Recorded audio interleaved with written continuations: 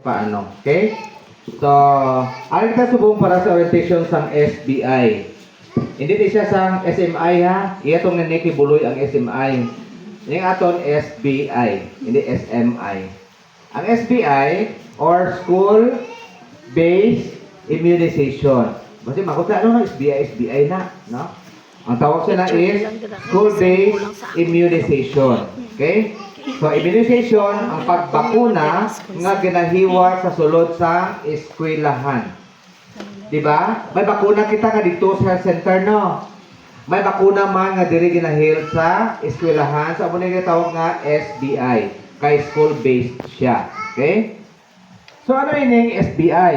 Ining SBI or School-Based Immunization is a program sa DOH in coordination with the DepEd. Kasi nga, hindi ini lang iya sang DOH, kundi iya man sa Department of Education. Kasi nga, partner ni sila duha. Hindi nagmatumato ang DOH para magbakuna, kundi ang DepEd man. Naghimo man sang ilang memorandum circular para mabilog ang bilog ini nga Pilipinas